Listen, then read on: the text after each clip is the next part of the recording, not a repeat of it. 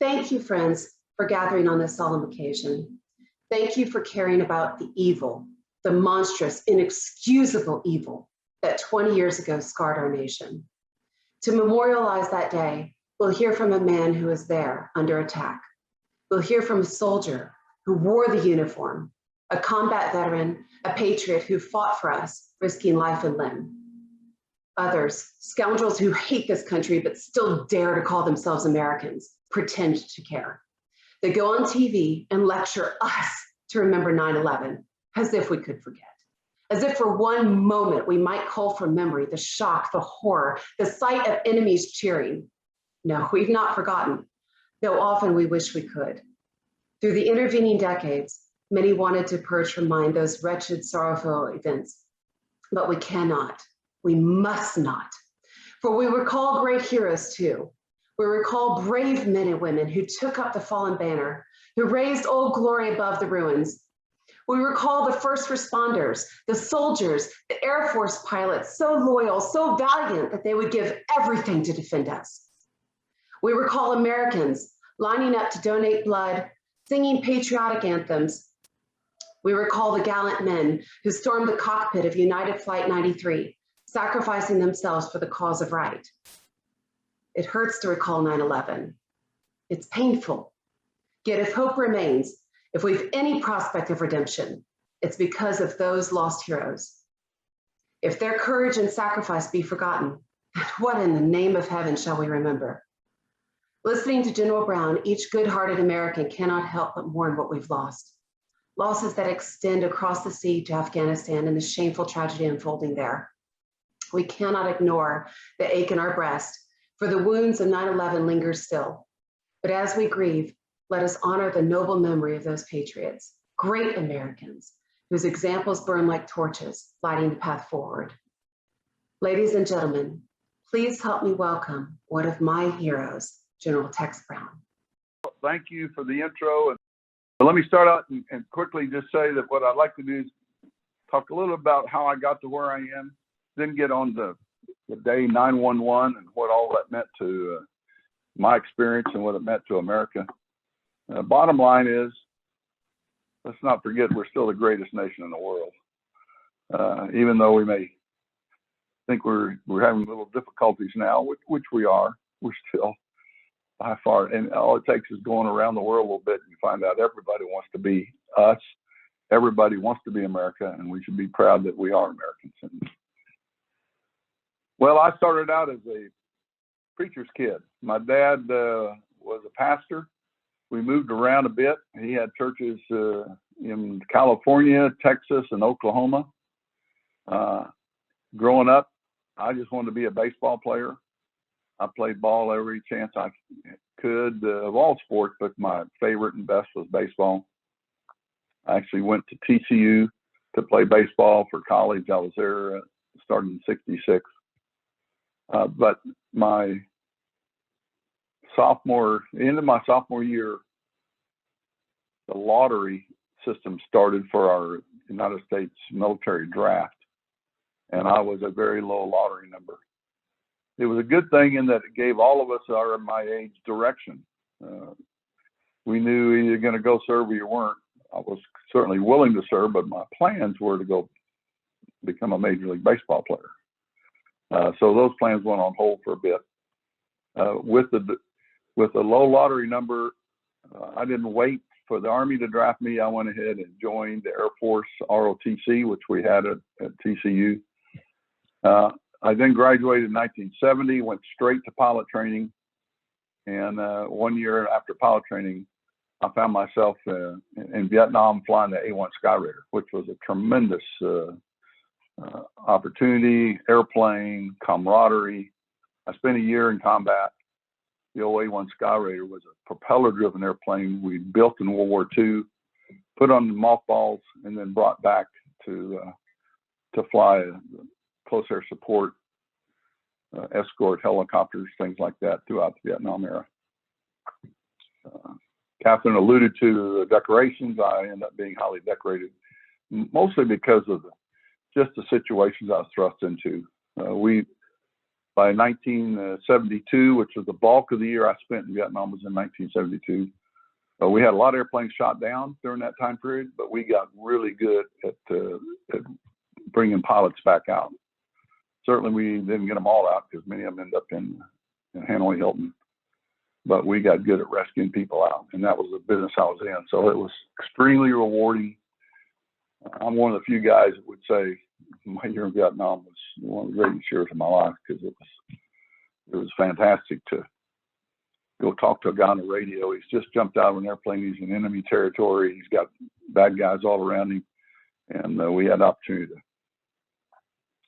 to pick him up out of the jungle, bring him back home, and grown men would stand and cry on the flight line when you brought a guy back from the clutches of the enemy. So that was a tremendous year. I was just a lieutenant. It was such an impact on my life and that I ended up making a career in the Air Force. I hadn't planned on that. So I spent 34 and a half years flying fighters throughout most of my career in the Air Force, in Europe, Pacific, even had tours in South America, Alaska, Hawaii, just all over the world.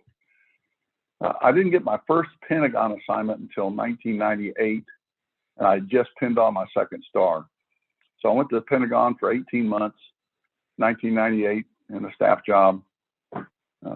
Fortunately, the chief of staff invited me to leave there in January of 2000 and come down to Randolph Air Force Base right here in San Antonio, where I live now, and command the Air Force Personnel Center. And that was a great chance to command, to get out of the Pentagon and move to Texas. So, I loved it. Actually, it's when I met the O'Gormans. I met Catherine's parents, who had just become, Ann and I, two of our best friends. And that was in the 2000 timeframe. I spent 18 months as a commander of Personnel Center. Thought I would likely retire, but then the chief asked me to come back up, put on the third star, and go back to the Pentagon. So I arrived back in the Pentagon in August of 2001 to become the chief of personnel for the Air Force. So I actually took the place of the guy who'd been my boss. I was there. I got there on the 15th of August, pinned on my third star right away. And then I can remember on September 10th of 2001, I was at a luncheon with all the other chiefs of personnel of all the services, and they were kind of welcoming me to the fraternity of personnel. These were all 3 stars from the Army, Navy, Marine, the Joint Staff. I sat right next to and met for the first time a Lieutenant General Tim Monde, M-A-U-D. He was the Chief of Staff of Personnel for the Army. I mentioned him because the next morning, the airplane that enters the Pentagon enters right through his office. He was in it. He was instantly killed. He's the ranking person killed in the Pentagon on that next morning. September 11th. It's 8:30 in the morning in the Pentagon, and we have a brand new chief of staff. The one that had hired me had retired on that Friday. The new one came in to work. He actually stayed home on Monday and helped deliver household goods. And his first day in the office was Tuesday morning, September 11th. So we held a big staff meeting down in the Air Force bunker facility where we do all of our briefings. And it's in the basement of the Pentagon, kind of under the SecDef's office. There was about 40 of us in that staff meeting. It's just a brand new chief, 4-star. It's his first meeting with all of his staff. So every general in the Pentagon that's an Air Force guy is in that meeting. You can imagine there's all kinds of 3 stars and 2 stars and a few 1 stars. Like the colonels can't even get in the meeting. It's too big. It's 8:30 when the meeting's called, and at about 8:41 or 2, airman sneaks in and whispers in the ear of the secretary and the chief of staff, and they say, "Put it up on the screen." And up on our 3 screens down in that basement conference room, we see the smoking first tower up in New York. And as we're sitting there watching, most of us with our mouths dropped open, kind of wondering what could this be. And commentators are mentioning, well, about navigation error and all kinds of theories. But I'm in a room full of pilots, military pilots, most of us with 3,000-4,000 hours of flying time. And we're looking at a blue sky day in New York City, which is pretty unusual. This is navigation error. And as we're watching, within 2-3 minutes, the second airplane hits the second tower. So we watch all that. It's immediately clear to us this is an active hostile intent. This is not an accident.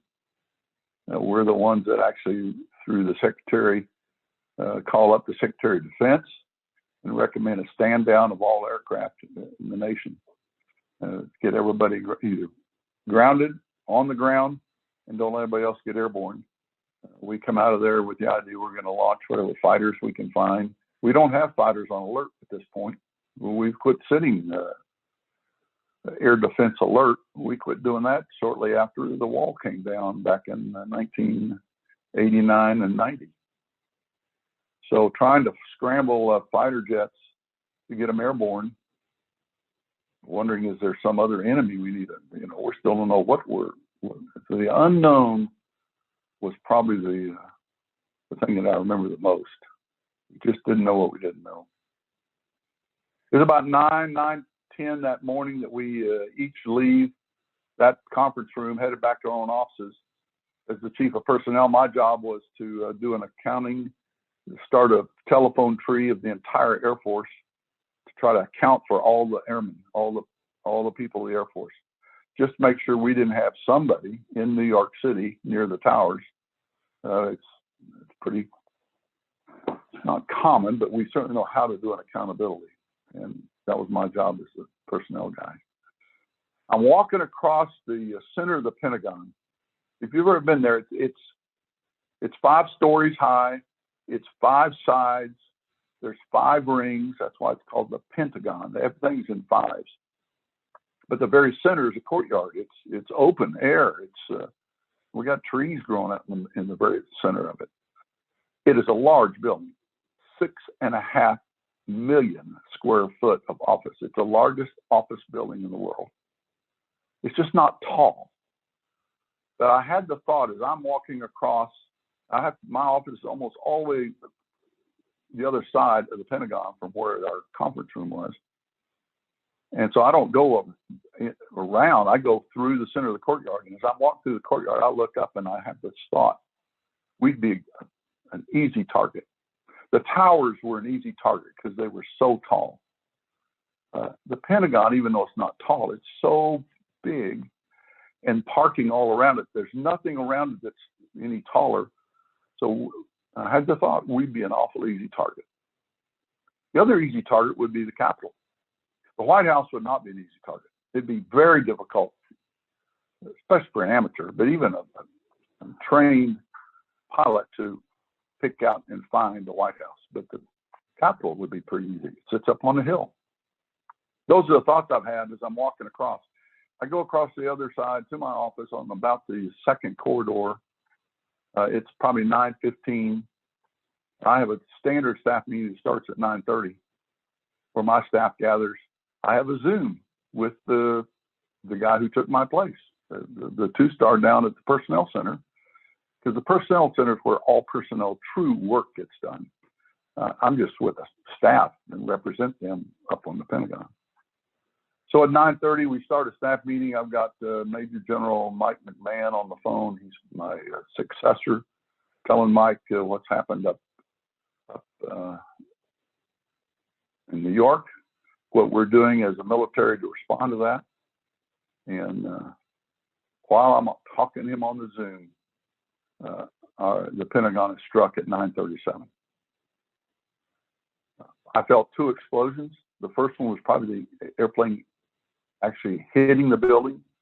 A second and a half later, a secondary explosion, which was even a bigger boom than the first one. And that was likely the fuel explosion. This airplane that had taken off, we know now had left Dulles, was on its way to Los Angeles, was probably taken over by the terrorists somewhere at Level and turned right back around. It still had it was a 4-hour flight to go to LA, and it probably had 2 hours of fuel reserve on board, so it was fully fueled, and that was the secondary explosion. There was no doubt in my mind when those explosions occurred that we had just been hit by an airplane. Some later would say they weren't sure it was a bomb, but in my mind, there was no doubt it was an airplane. And we just had what happened to us, what happened in New York the hour before. All the lights went out, everything flashed. Interesting, the Zoom, the video cut off and then came right back on. We had emergency lights come on in the conference room I was in. Turns out we know now, I was about 75 yards from the actual entry point of the airplane, so pretty close. I immediately told everybody, get out the door, head to the river entrance, because it was clear to me the explosions had occurred west of us, so it made everybody go east. Make sure no one's left behind. We'll all meet in the grass out on the river entrance near the Potomac. I stayed long enough to talk with the two-star on the Zoom because it's back up. In fact, the first words that are said, he says, "What happened?" Because he could tell something had happened to us 1,500 miles away from him. I told him we just got attacked and we're going to be clearing the building out.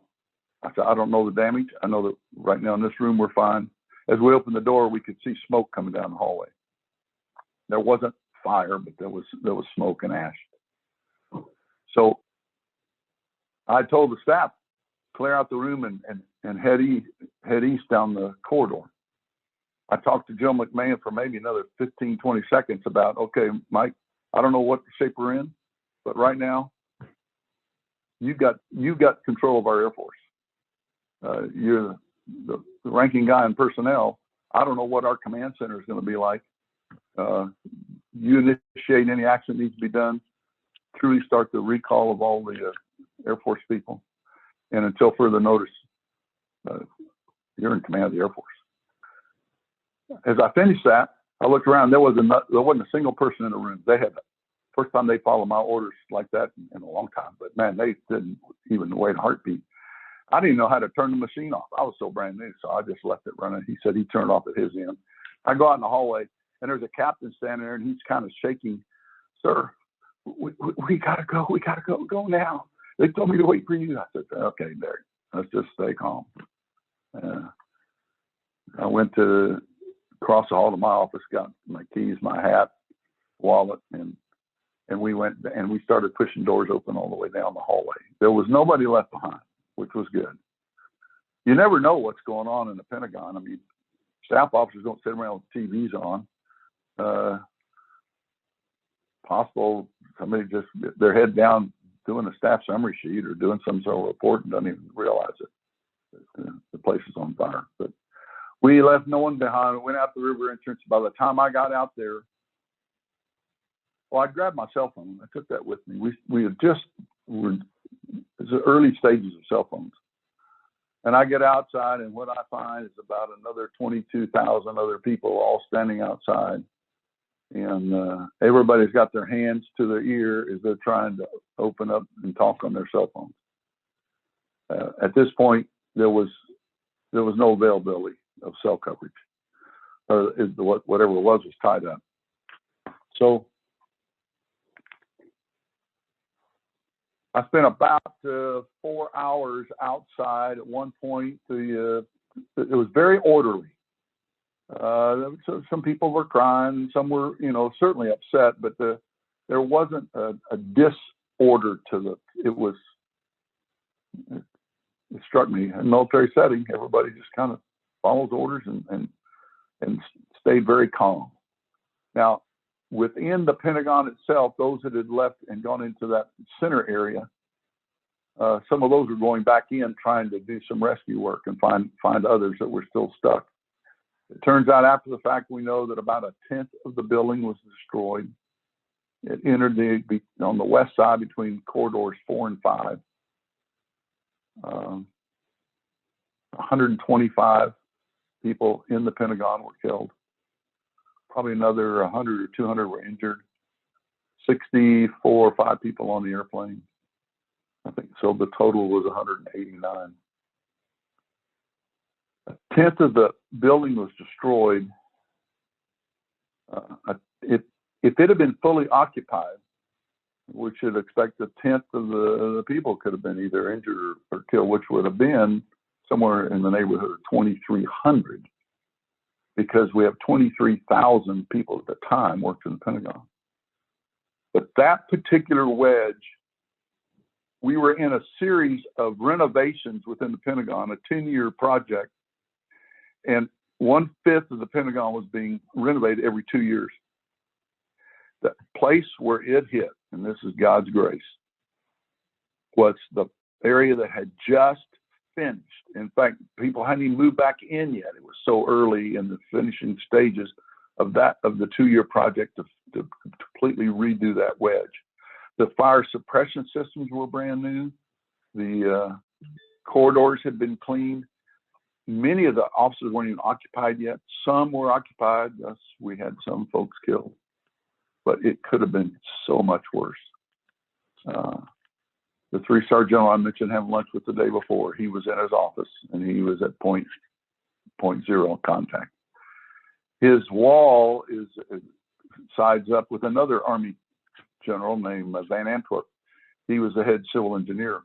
Van Antwerp that particular day had called an off-site meeting of his staff. They might do that annually, go out to some other place for the day, get away from the phones. So he wasn't there. But and I knew Van very well. In fact, we were in a general officer Bible study together on Thursday mornings. He was not in the building. He and his staff were gone. His secretary was. His exec was. They were answering the phones. His exec was a guy named Brian Birdwell, Lieutenant Colonel. Brian had gone down to the men's room at about 9:35. He was about to step out of the men's room door, had just opened it when the airplane hit. But he was pretty far interior to the building. He's on the 4th floor. As he stepped out the door of the airplane, and he looks up and sees a fireball coming down, much like in a movie you'd see a fireball. Well, in the movies you run away from them and somehow it stays right behind you. That's not real life. Brian said that fireball hit him and knocked him to the ground. He's laying on the ground. He knows he's burning up, and strong Christian guy. He just said, "Jesus, I'm yours." And at that point, the fire suppressor, which was brand new, it lit up. It started raining water, and it poured water. He was laying right below it. He had the sense enough to roll over and douse out the other side of his body. He says that's what saved his life. Now, he's burned very badly, but he was literally saved by that sprinkler. He ends up getting pulled out 15, 20 minutes later. He said it felt like a lifetime. He ends up in the burn center, Washington Burn Center. He was probably the most burned and yet lived person in the Pentagon that day. He's there, and on the 3rd day of being in the burn center, and with some other folks who were burned, President and Laura Bush, they make a visit. No cameras, no media.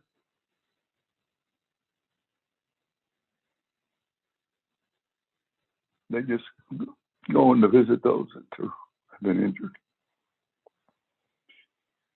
President Bush stops at the foot of Brian Birdwell's bed. His wife is sitting there beside him, and he salutes the Lieutenant Colonel. His wife tells the story that Brian, and he's wrapped from head to toe. His head's all wrapped in. You can only see his eyes. His arms are totally wrapped up. And he tries to lift his right arm to return the salute. In fact, his wife has to help him take his elbow and bring his hand to his eyebrow so he can salute the president back.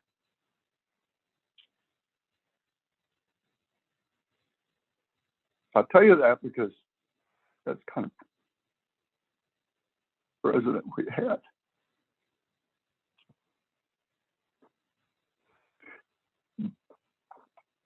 He was a man, like in the book of Esther, where Mordecai tells Esther, you're here for a time such as this. And certainly he's probably not the best president we ever had, but he's my favorite. He was the right man at that time for our country to respond to what we had happen to us. I later had a chance to be in a ballpark on opening day up in Boston that next year. And right after the attack, I don't know where it came from, but the largest United States flag I've ever seen in my life, and maybe the largest one that's ever been made, it was draped over the hole at the Pentagon to cover it up, so that as passerbys for the next few weeks wouldn't see a big hole in the Pentagon. They'd just see this huge American flag that was draped over the Pentagon hole. Well, that same flag on April 1st or whatever day it was, opening season of 2002 in Boston, was draped over the Green Monster. It covered the entire wall called the Green Monster in left field in Fenway Park. I was honored to get asked to come up and be the commander of troops, because we had 50 airmen, soldiers, sailors, Marines standing at the base of the Green Monster. And when after the Star Spangled Banner was done, they rolled that flag down, and it took 50 of them carrying it on their shoulders to carry that flag back into the underground of Fenway Park. And I got to be on the field with them doing that. Well, I mention that because President Bush also, right after 9/11, during the World Series of 2001, baseball, everything stopped for about 4 or 5 days.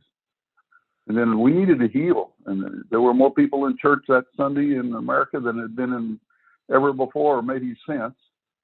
And MLB, Major League Baseball, decided to start the season back up because America needed to heal. So they did finish the season. And there's a little video clip that Catherine has. If we're able to show that, to me, it really shows, again, President Bush and what he meant to our country at that time. We responded. We responded well. We're the greatest nation on earth. We always will be. We may have to recapture some things right now, and that's part of what our Red Republican Party needs to do. But Catherine, if you could show that video, it's about 4 minutes long. I think it says a lot about the recovery of our nation and our president.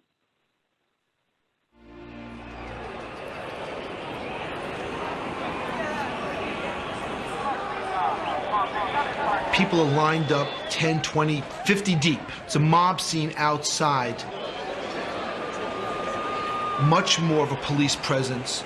You go through the magnetometer, hand search. This had another level of intensity to it. I remember seeing guys holding automatic weapons, and I remember thinking to myself, this is now my America. Walking into the locker room and seeing a bomb dog go through your locker. These were reminders of what was going on around us. Another reason for the heightened security was the appearance of a guest from Washington. As we walked into the locker room, there was a gentleman standing there we had never seen before. He says, well, President Bush is going to come, and he's going to throw out the first pitch, and we need a Secret Service agent on the field, and so I am going to dress as an umpire. He had communications, he had guns, he had things hooked on the back, he had things hooked on the front. And I said, how are you going to hide all that stuff? He says, don't worry, he says, it'll disappear. All of a sudden, there was a knock at the door, and President Bush walked into our room. Thank you. Will you do me a favor and say hi to my son, because he's one of your biggest supporters? Jimmy? What's his name? Jimmy. Jimmy, how are you? Well, when you're president, all you have to do is say you're showing up, and they kind of ask you to throw out the first pitch, no matter what time of year it is. This is my first World Series. Is it really? Yeah. vowed I'd never go to a World Series unless the Rangers got in. And I changed that vow. You know, I wanted to make sure that if I was going to throw out the ball, I was able to do so with a little zip. You know, I didn't want people to think that their president was incapable of finding the plate. So I go underneath the Yankee Stadium, in the bowels of Yankee Stadium, and there's a hitting cage there. And he's wearing his bulletproof jacket, and he's getting his arm loose. And Derek Jeter comes up to him. Hey, Prez, how are you doing? Good, Derek. That's good luck tonight. Thank you, sir. He said, say, I hear you're throwing out the first ball. So I just asked him if he was going to be throwing the first pitch from the mound or in front of the mound. The president said, I think I'll throw from the base of the mound. Jeter said, I wouldn't do that if I were you, Mr. President. And I told him, you better throw it from the mound, otherwise you're going to get booed. I said, this is Yankee Stadium. I said, okay, I'll throw from the mound. And he's walking out, and he looks over his shoulder, and he says, don't bounce it, they'll boo you. And so the pressure, all of a sudden, I mean, I'm sitting there kind of fairly relaxed and feeling fairly loose, and the great Derek Jeter, don't bounce it, they'll boo you. All of a sudden, the pressure mounted. The President of the United States. I'd never felt what I'd felt before when I walked out of that dugout. I felt the raw emotion of the Yankee fans. USA! USA! USA! The crowd just erupts in a chant of USA. There is nothing like it that I've ever experienced at a ball game. It was overwhelming. It was just overwhelming. President Bush is standing out there like a brick wall. I'm not afraid of terrorists. I'm going to stand all out here. I'm going to give you a thumbs up, and I'm going to throw a strike. I didn't vote for him, but at that point, my personal feelings about him as a politician is gone. I watched him, and he was my representative, and I had never felt that way before. Very nice throw, Mr. President. Good stuff, good stuff. At that moment, everybody there was there for baseball and to show the world that in spite of what can happen to us, we'll pull ourselves together, and what is our life and our way of life will continue. United we stand. We stand together in the face of this threat. We will play baseball in the midst of the beginnings of this war. No matter what the threat may be to us, the United States of America will stand strong and will never be intimidated.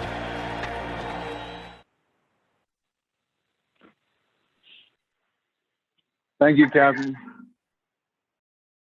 Thank all of you for listening.